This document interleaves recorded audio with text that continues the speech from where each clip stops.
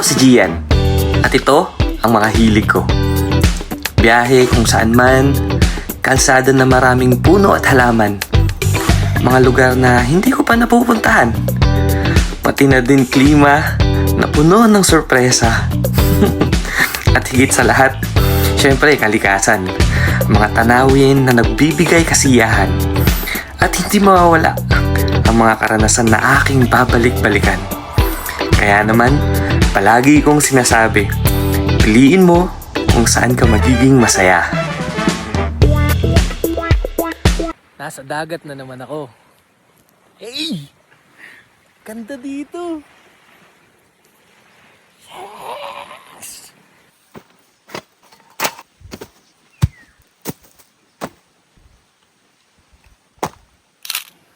Umalis na naman tayo ng bahay at ang trip natin ngayong araw ay beach camping. Hindi ko na pinakita sa inyo kung paano ko sinetap, pero pagdating ko pa lang dito sa may spot na to, diretso ayos kagad, diretso setup kagad para upo, pahinga. Dahil sobrang napagod ako sa biyahe. Pagkagising, hindi pala ako natulog mula kagabi. Hindi ko alam kung ang dahilan ba nun ay excited ako ngayong araw or talagang hindi lang ako makatulog dahil nagkape ulit ako. Hindi ko napigilan. Kaya ayun, walang tulog, biyahe kagad, wala pang sikat ng araw. Kaninang umaga, napakadami kagad nang nangyari sa akin. Diyos ko, eto siya, papakita ko sa inyo. Pisa na, nakabahan na ako. Pero na-excite kasi adventure na naman yung gagawin natin ngayon. Paalis na tayo ng bahay, naayos na natin yung mga gamit. Ito si Alon. Nakaready na yung mga gamit natin. Let's go!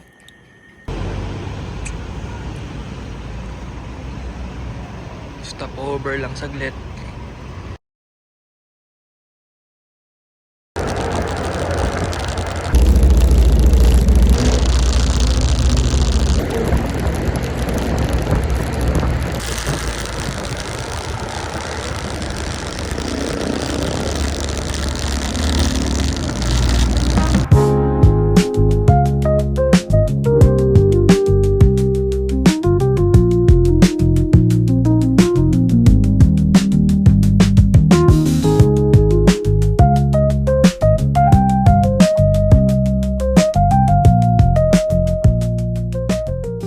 Ay, tumila na rin yung ulan. Kaso hindi pa ako tapos magkape. Huminto kasi ako dito sa may Dunkin.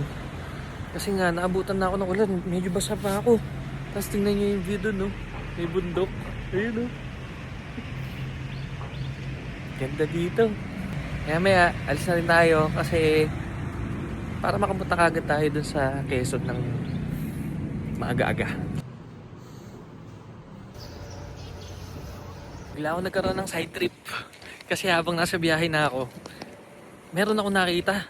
Ayan, oh.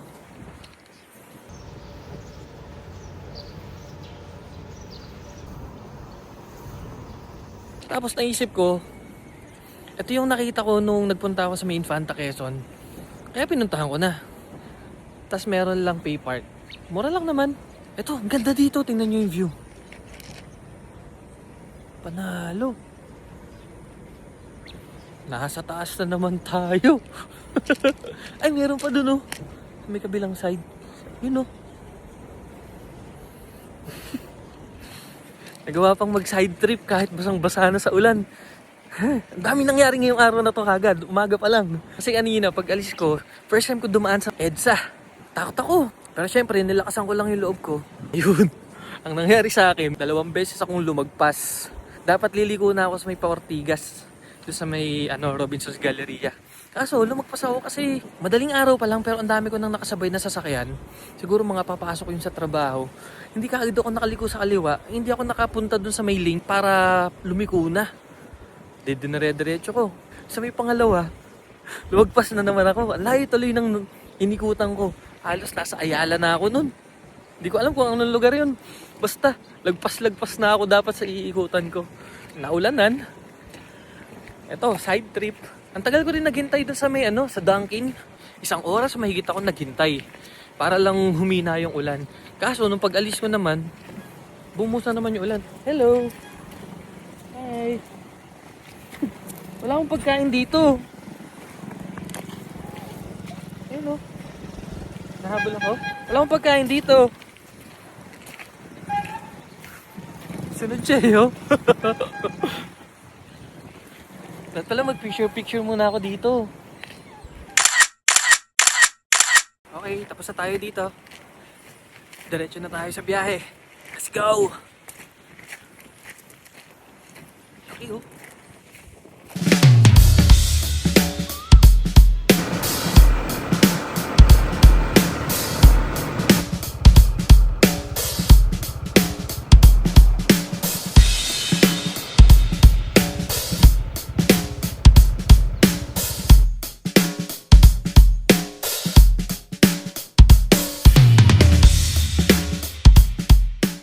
Itong Onisan Sands ay nakita ko lang sa social media.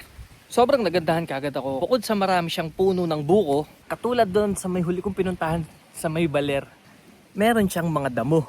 At yun yung mga dahilan kung bakit naisipin kong dito pumunta ngayong araw. Nasa 226 kilometers ang layo mula sa bahay namin. At napakalayo nun. Inabot ako ng 7 oras sa biyahe. Kaya ang gusto kong gawin na lang ngayon, magpahinga.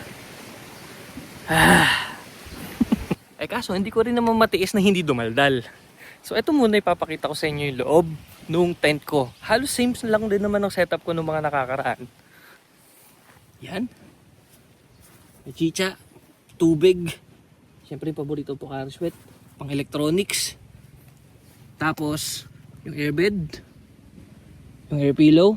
Nagdala ako ng kumot ngayon. Saka ito yung isa sa mga bago kong dinala. May sapin ako para kung sakaling umulan, hindi masyadong mababasa sa loob. Saka yung bag ko. Si Alon. Nice! Di ba? Tingnan nyo. Tingnan nyo sa malayuan yung setup. Ang ganda, di ba? Kapresko lang. Tapos yung harap ko, beach. Oh. Di ba? Ay. Nice, di ba? Nice! Lipat ako ng pwesto. Lagay ko dito sa mas malapit sa hagat yung upuan. Kaso lumalakas yung hangin. Salo ko inaantok. Napag-isip-isip ko, kailangan ko na siguro munang linis ng katawan. Tapos umidlip siguro kahit mga 2 or 3 oras. Tapos, saka na lang ako gagawa ng kung ano mang gusto kong gawin. Nalulutang na rin ako eh. Tara! Tayo. Punta tayo sa may common restroom sa dulo dito ng ng resort.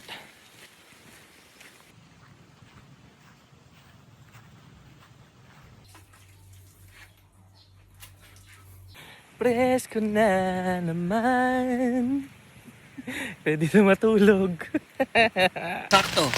Pagdating ko dito sa tent, kakahiga ko lang. Bumuhos ang ulan.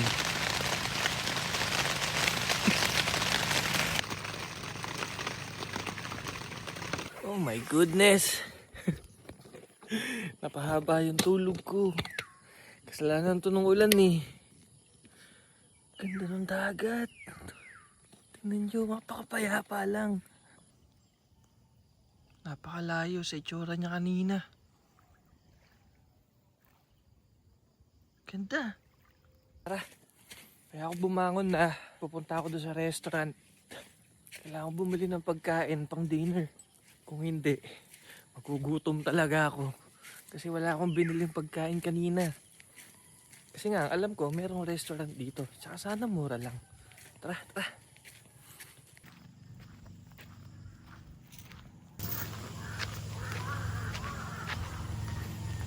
Ang napansin ko sa lugar na to, ang daming uwak. Kahit nung nasa biyahe pa lang ako, ilan na yung nakikita ko sa daan eh. Limango oh.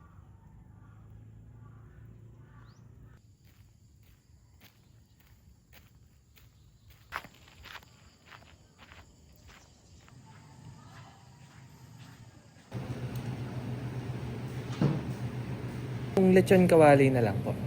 For take-out na po, sir. Or dine-in po. Ay, ano, sir? Ang resto namin is hanggang 6:30. Ang oras na. 6:11.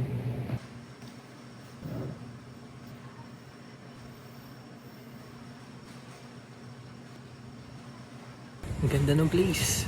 Tapos maganda rin yung pool. Yun nga lang, Baga magsasara tong restaurant hanggang 6:30 PM lang daw kasi nga weekdays lang. Tsaka konti lang din kasi yung nakabook. Isang kwarto lang ata, tas ako. Yun lang. Tapos kung bumalik kanina dun sa may restaurant, ang layo talaga nung naging pwesto ko. Dulo na nung beach resort. Pabalik ako, may nakasalubong ako na nagbabantay, isa sa mga guard. Nabihan ako na pwede naman daw pala ako lumipat dito sa may mas malapit. Kasi mag-isa lang ako doon, tas dulong-dulo pa. So mas okay daw na mas malapit ako dito sa bungad. Ayun, nilipat ko lahat ng gamit. So cancel yung unang setup. Tapos nagmadali na ako. Inayos ko kagad siya dito. Pinilisan ko na kasi para makain ko na tong in-order kong panghapunan. Tingnan nga natin kung masarap. Sana appetizing yung itsura. Oh. Ito siya. Yempo. Na may itlog. Tapos ang sausawan is ketchup. Bumili ako ng extra garlic rice. Tara, let's food.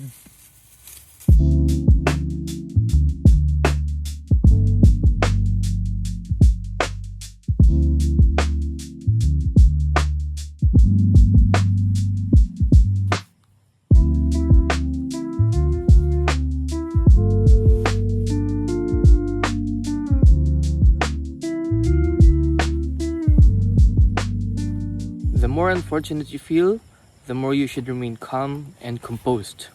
Learn to minimize your losses within a controllable scope rather than rushing to turn things around. True recovery happens when your mind is clear. You've figured out the root causes and you make a practical plan to gradually and steadily improve your situation. So ito yung binabasa ko. Sobrang laking tulong niya sa akin this past few days para mabawas-bawasan yung screen time ko. Tsaka kahit pa paano lumalawak yung pangunawa ko sa mga bagay-bagay dahil dito. Maganda rin siya. Try nyo. Tsaka mura lang to. Nabili ko lang to sa Black App eh. Try nyo, hanapin nyo. Ito yung isa sa mga phrases na naka-highlight dito. If life isn't going well, challenge your old beliefs. Turn resentment into non-resentment. Resentment is useless. It doesn't affect the other person. It only drains you. It's better to transform resentment into motivation. When you're doing better than the person you once resented, the resentment will naturally turn into indifference. Diba? Wala na ako ibang magawa. Tapos inaantok na naman ako.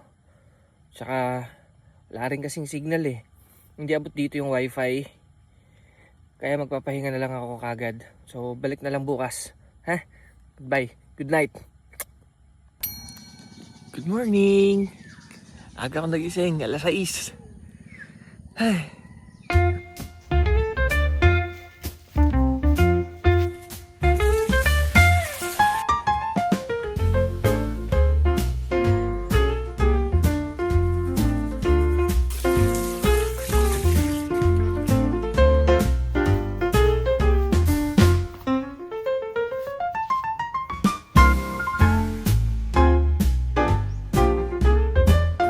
Kakaiba yung umaga ko kasi ang ganda dito.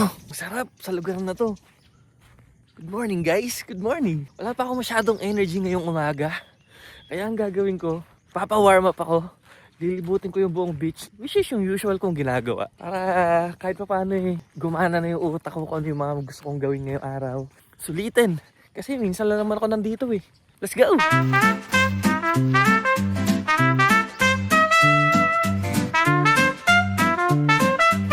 Starfish. Hey. Parang ito yung pinakamagandang starfish na nakita ko.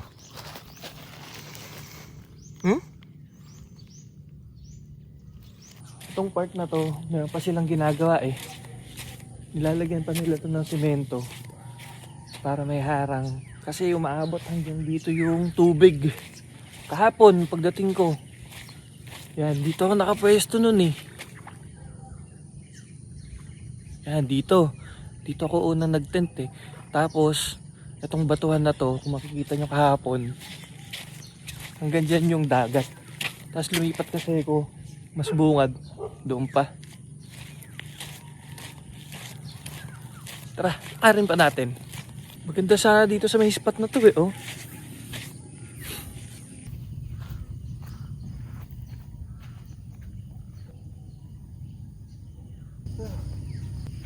May sunrise, oh.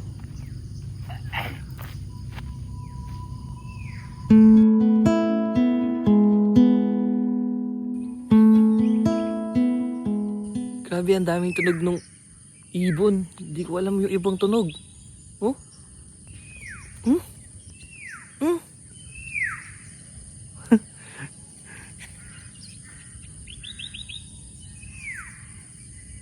Sarap pakinggan. Bali, nandito na tayo sa may dulong part. Yan, ito. Parking to. Tapos, pagka nilakad pa natin yun doon, meron pala isdaan. Yan. May bahay lang sa gitna. Tapos, narinig ko lang to, may kabayo.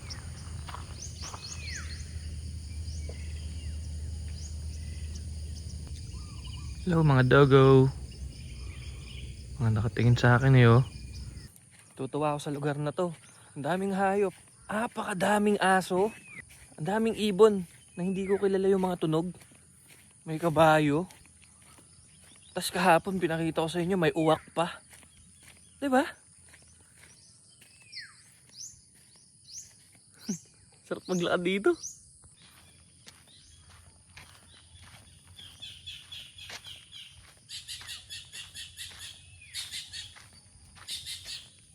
Ganda ng mga accommodation nila, oh. No? Tapos pwede ka pang mag-park dito ng sasakyan mo, ng 4 wheels mo. Ito yung mga kabanas.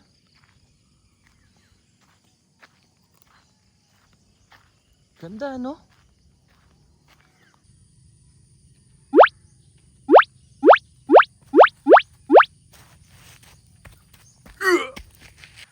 Human drone. Hey.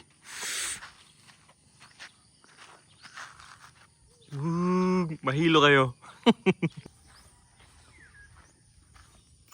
Buong area pa lang, panalo ka na, no? Ang ganda, no? Paraiso, no? Ganda, oh. Pwede pang barkada, pang pamilya. Tapos inuman sa baba. Another set of kabanas. Tapos yun si Alon. Ayun. Yan, nakikita nyo yung tent ko sa likod. Kagabi yan, humabol. Foreigner sila pareho. Ayun, natuwa ako kasi meron akong kasama dun na mag-camp. Ito maganda rin, oh. Pang mag-jowa. Kaso wala tayong kasama eh. Yan, tama. Dapat ganyan. So far, malinis naman yung area. Grabe, walang tubig, oh. Kasi nga, umaga. Low tide.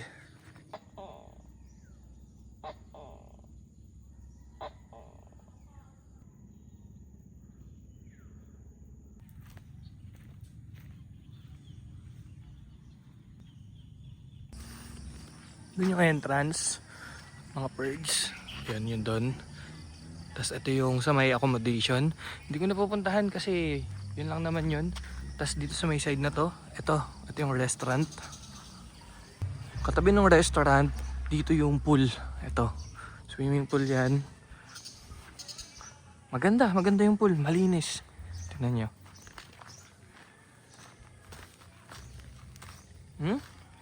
Diba? Dito pang bata. Tapos dun yung 4 feet. Ito, 4 feet. Hanggang 6 feet yung nandun. Yan, tapos ito yung pool. Sa harap ng beach. Dang, panis. Ganda.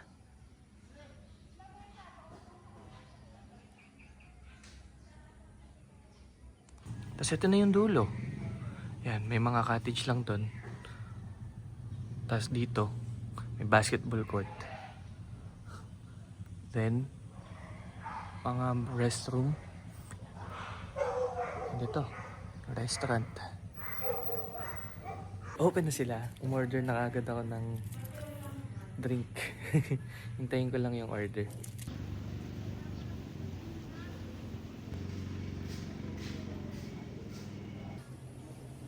Yung order nating baterol. Yan. Tama nga si ate. May natural oil siya. Sarap. Ang dami nang nagsisidatingan. Kahit weekdays. Pabalik na tayo sa pwesto natin kasi tapos na tayong mag-tsokolate.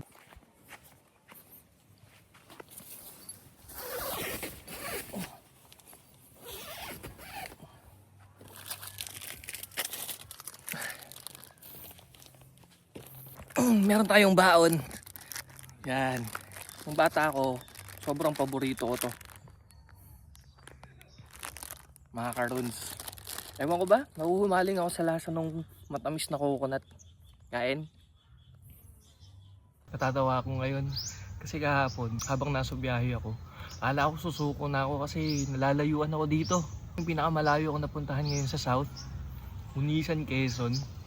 Kalahati na lang siguro. Mga 7 to 8 hours, nasa Bicol na ako. Pasuko na talaga ako. Pero pagdating ko dito, ngayon, tingnan mo, sayo-sayo ko na naman. Masaya yung ginagawa kong trip, yung maglo-long ride, tapos pupunta sa mga magagandang lugar tulad na to. Pero hindi talaga may iwasan. Merong mga pagkakataon na napapatanong ako, ba't ko ba ginagawa to? Yun, yung mga ganun. Pero pagdating ko naman sa pinaka-destination, is sobrang natutuwa ako, na-amaze ako. And nawawala lahat ng mga pagod ko. Kahapon, ilang beses ako nagreklamo habang nasa biyahe. Tapos bigla ko lang maaalala yung mga sinasabi ko sa mga previous vlogs ko na minsan mas magandang i-enjoy yung journey kaysa sa destination. Kaya pag ganun, i-slow down ako sa pagdadrive.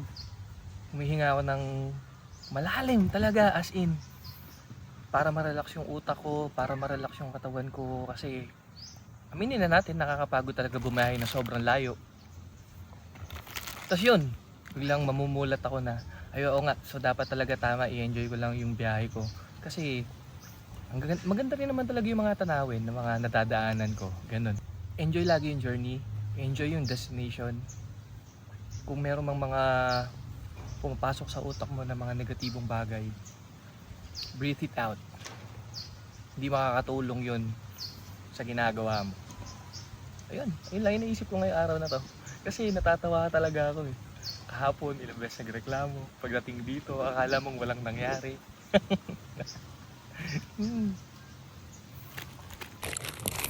Kaya yung tanong ko na yon na kung ba't ko ba ginagawa to? Ako rin naman ang nakasagot. Kaya ako to ginagawa. Kasi privilege ako. Hindi lahat ng tao kayang gawin to. Eh ako nagagawa ko to, tapos magrereklamo ako. Diba? Ginagawa ko to para mas mapalawak yung pangunawa ko sa mga bagay-bagay sa sarili ko. Ginagawa ko to kasi gusto kong ma-appreciate yung mga lugar outside Bulacan. Ginagawa ko to kasi masarap sa pakiramdam. Ibang kapayapaan yung nabibigay na dulot na to sa akin. Maraming mga pagkakataon na mapapaisip ako na tama ba itong ginagawa ko? Ito ba talaga yung gusto ko? Pumapasok rin sa isip ko yun. Sa estado ng buhay ko ngayon, na hindi ko pa rin alam talaga kung ano yung gusto kong mangyari sa buhay. Kung ano yung kaya kong gawin, ginagawa ko. Sinusubukan ko. Titingnan ko kung magiging masaya ba ako doon. Tulad na to, magiging masaya ba ako sa ginagawa kong pagbiyahe? Ang sagot, oo. Sa career, masaya ba ako sa trabaho na meron ako ngayon? Ang sagot, oo. Sa mga gamit na meron ako ngayon, masaya ba ako? Oo naman. Tingnan mo. Sino ba naman hindi magiging masaya dyan, no? Apa-apogi. Yan lang ginawa ko sa sampayan. Hi Alan, good morning.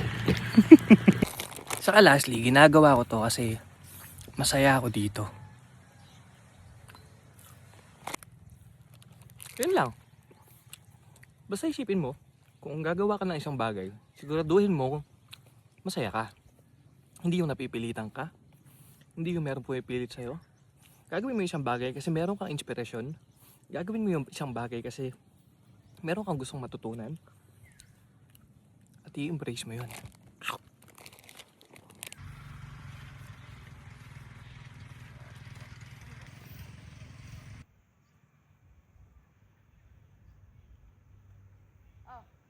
Parating na naman yung mga may itim na ulap. Mukhang uulan na naman mamaya. Ano?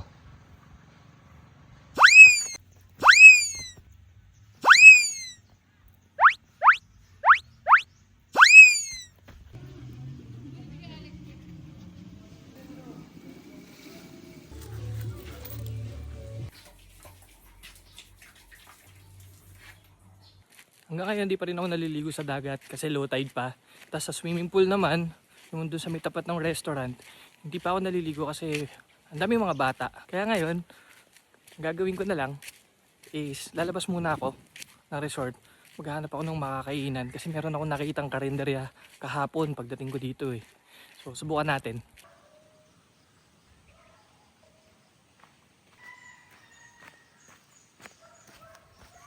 Sarap ng hangin kahit mainit. Ay. Tapos nandito na tayo sa entrance. Siomai, nakapugo. Yun yung ulam. Tapos bumili na lang ako kay ate ng kanin. Paglabas ko dun sa may entrance, dito sa may area na to, meron lang residential. Tapos may nagtitinda ng mga merienda. Ito, binigyan ako ni ate ng tubig. Tara, kain tayo. Pantawid tanghalian. La la la.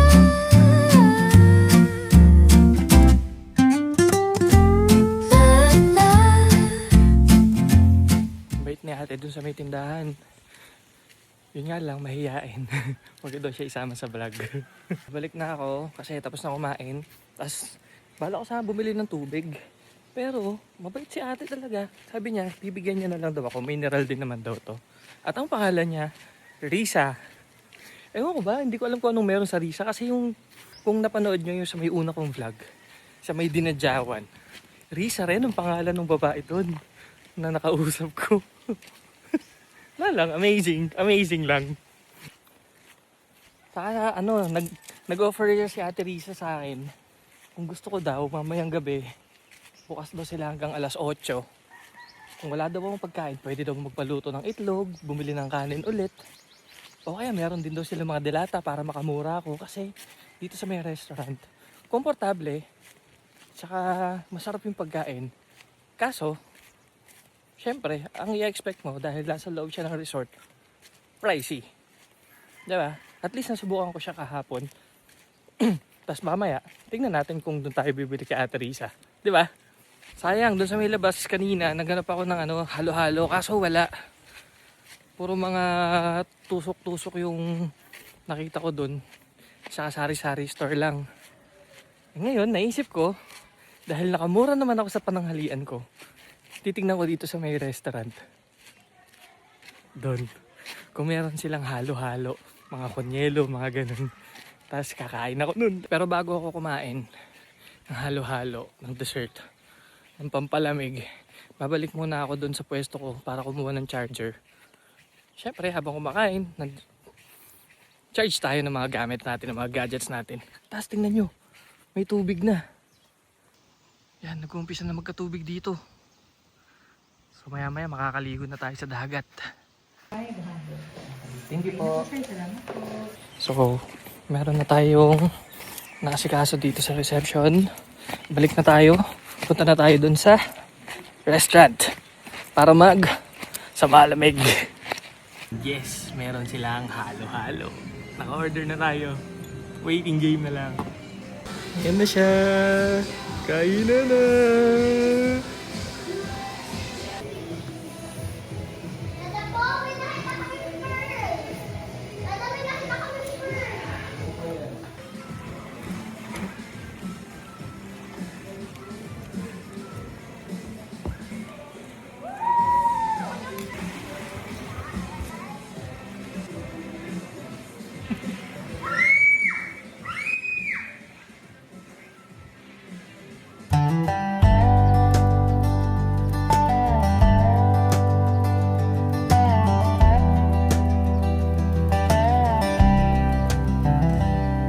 I packed up my truck, said goodbye to my phone, left a gone camping sign, now on my own. No meetings, no emails, no boss breathing down. Just me and the Konti na lang ang kita sa kanya ngayon. Kaninang umaga kasi paggising ko, makikita mo talaga siya ng buong buo. Ngayon tumataas na yung tubig. Konti pa, makakaligo na tayo sa dagat. Saka konting pawas pa ng init ng sikat ng araw. Ang sarap sa pakiramdam dito. Nandito lang ako sa may lilim. Sobrang hangin. Yun, oh. Hindi yung tunog ng motor, ha. Tapos nakatitig ka lang sa dagat. Wala kang ibang gagawin kundi dito kumaka. Ito ang pahinga. Ito yung tinatawag nating recharge, reset. Diba? Maganda. Right, so nandito tayo ngayon sa buhangin. At kung hindi nyo napapansin, nagpalit ako ng damit. Kasi kung maaalala nyo, nung nakaraan, sa Baler, dinala ko tong masid na to. Pero hindi ko siya napampaligo sa dagat. Halos lahat kasi ng mga masid ko, napampaligo ko na talaga sila. Ito na lang yung hindi pa kasi ito sa may swimming pool pa lang napampaligo eh. Ngayon, ito ang gagamitin ko. Come on, samahan niyo ako maligo. Let's go!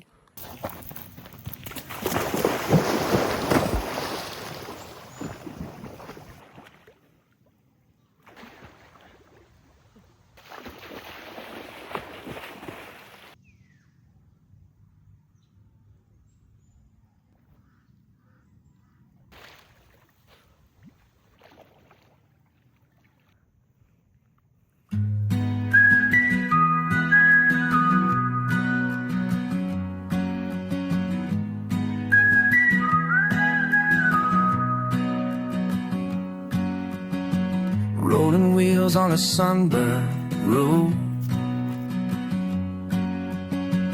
Faded signs where no one goes. Sky is burning in a crimson. Sunog na ako. Bumalik na tayo ulit dito. Tapos magpapaluto tayo ng itlog sa hotdog. Tapos may kanin. Ito na yung itlog. Dalawa. Tapos hinihintay na lang yung hotdog. Dami ng kanin. Wala po akong signal eh. Minsan meron po kaso mahina. Ano po ako eh, smart. At saka po globe, mahina din eh. Ah, dito ang malakas. Dito? Opo. May nasasagap nga po ako dito, mga piso wifi eh, no? Kaso di na po yun abot sa loob, no?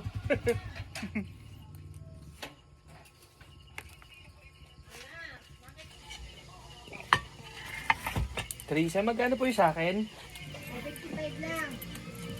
75. What's up? What's up? Nakabalik na ako dito sa spot. Nakatapos na ako kumain ng dinner doon kila Teresa. Konting kwentuhan lang. Tapos, nakakatuwa kasi. Tinanong niya ako kung nagvo-vlog daw ba ako. Kasi nakita niya nagre-record ako kanina. Sabi ko, oo, nag-umpisa pa lang. Tapos hiningi niya yung, yung YouTube channel ko. Sabi niya, magsa-subscribe daw siya. Iso-support niya daw ako. Wala lang, ang saya lang. Tapos chicha muna tayo.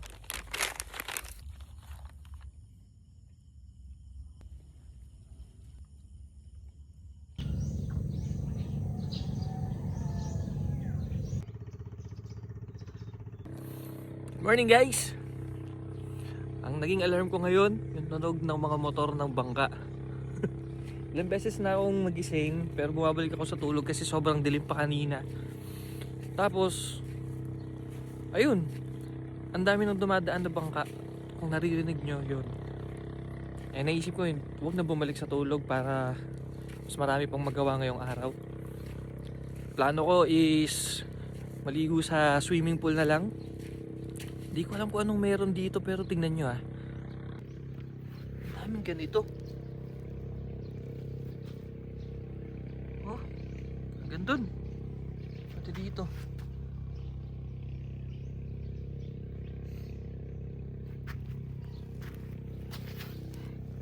Hindi ko alam kung ano ang may gawa niyan pero kung alam nyo, share nyo nga sa akin. Nakikurious ako, yung dami. Tapos may patay na starfish dito. Pangalawa na to eh. Nasaan ba isa? Ito yung pangalawa. patay na din. Kalmadong dagat.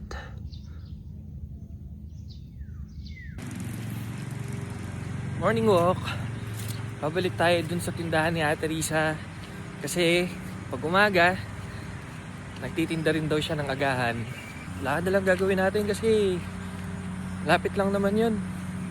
Paglabas lang naman dyan sa entrance.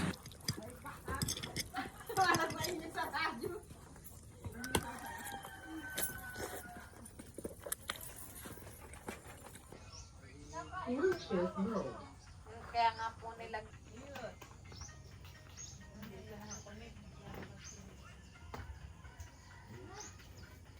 Dito tayo kumain, dyan lang. Tapos, ito na yung entrance. Balik na tayo. Pasok na ulit tayo sa loob. Busog na. Pero parang may kulang pa eh. Parang gusto kong magmainit na inumin. Nandito tayo ngayon ulit para maligo. Pero bago yun, kumalit muna ako sa wifi nila. First time ko maka-encounter ng ganitong wifi. Yung exclusive for 6 hours. Tapos mayroon pang code. Ang galing, ang galing. Kape. Para mag-twitch yung mata.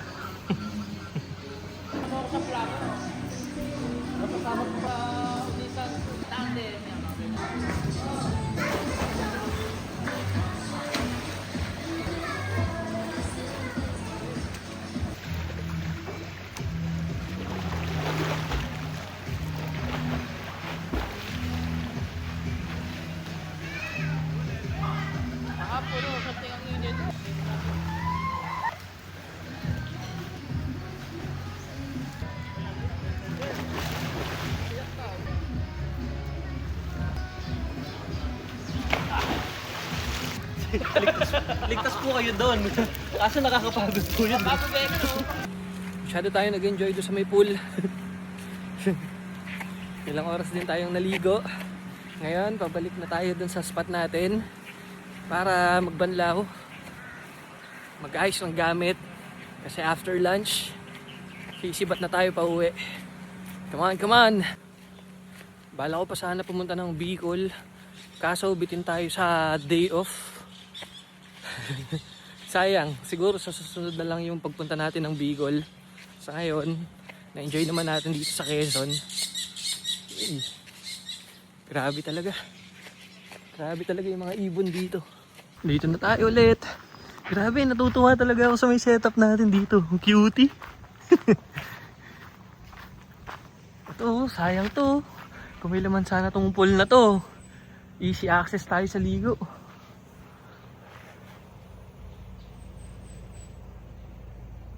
Ganda. Panalo.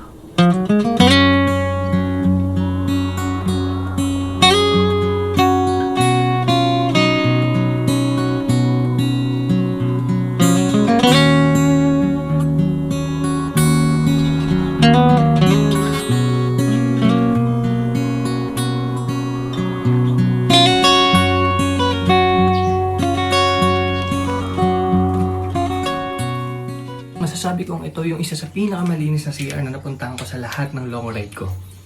Goods, goods. Ngayon ko lang napansin. Tawan-tawa ako. Teka. Tingnan niyo yung kulay ko. Grabe, ang laki ng initim ko.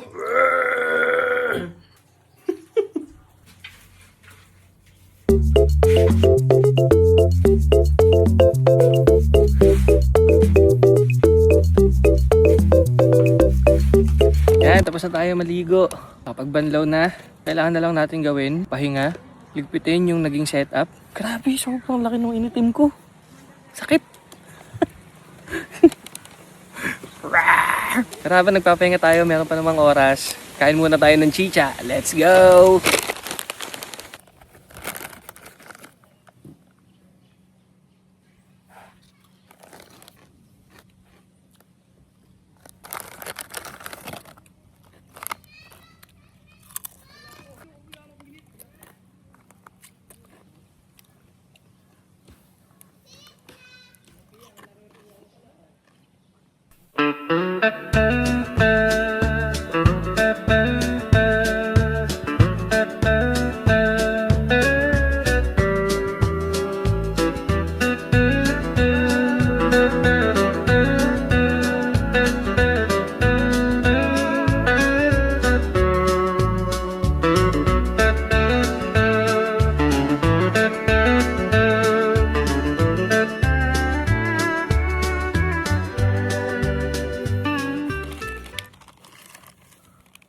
tapos na magligpit.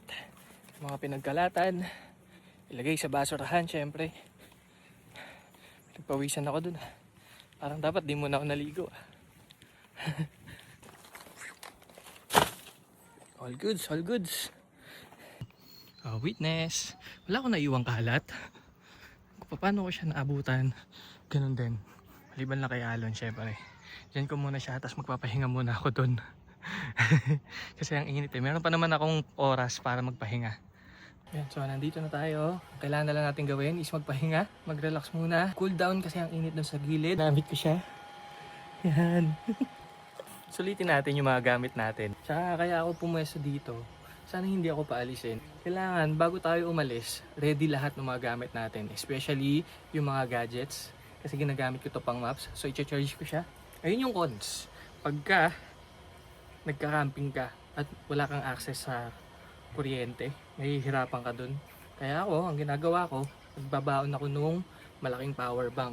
Kaso kasi gusto ko masulit yung pagstay ko dito.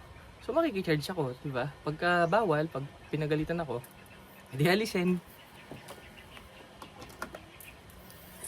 Bago ko pala i-charge yung phone ko na to, itong gamit ko sa pag-Lycon. Pakita ko sa inyo. Ito yung isa sa pinakabagong miyembro natin. Bukod doon sa may sapin sa tent, siya. Yung pinakaunang long ride niya. Isang beses ko pa lang ito ngayon ko pa lang siya nagamit talaga as in. Binili ko to dahil sobrang nagandahan ako sa kanya. Mukha siyang pang racing. Diba? Saka nung una nakita ko to sa may social media, nagandahan ako. Ordering ko na sana. Kaso ang problema, out of stock. Lagi ako nauubusan. Tapos one time, meron ako nakitang shop online na nag-o-offer na to. Eh di masaya na ako, o-order na sana ako para ipa-deliver na lang. Kaso bigla akong napaisip, baka mamaya hindi accurate yung fittings.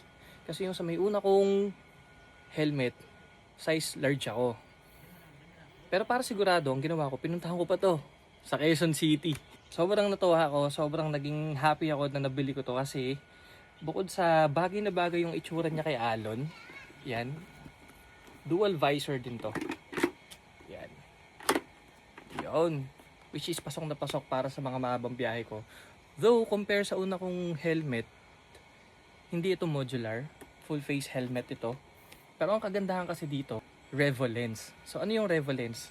Itong lens niya na to, pwedeng-pwede siya araw, pwedeng-pwede din sa gabi. And, sobrang masubukan ko to habang nasa biyahe. Ay, nilagyan ko nga pala siya ng sticker na to. Pati si Alod, di ba meron? Nasubukan ko siya.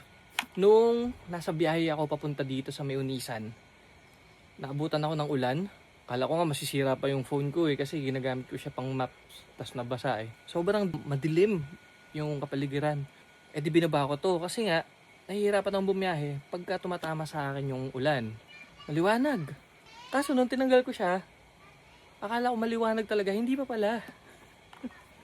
Medyo hindi ko pagamay yung Revo lens. Pero so far, sa na-experience ko sa kanya, sobrang effective. Wala akong naging problema kasi hindi distorted.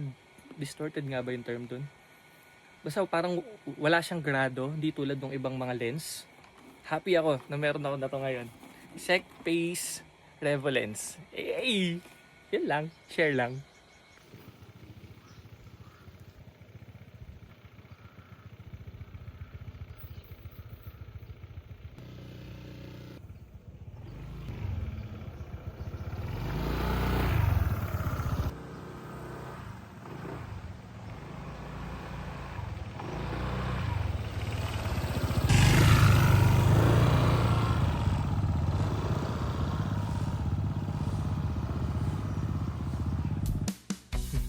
Nasa dulong parte ka na ng video na to.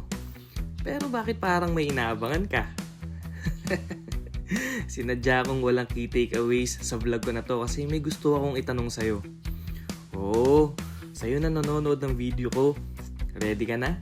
Ito yung tanong. Ano yung key takeaways mo ngayon sa episode ko na ito? Ikaw naman ang mag-share kung ano yung natutunan mo sa panonood sa akin. Alright? Alright! Learn to be just me. Gotta learn to smile and be happy.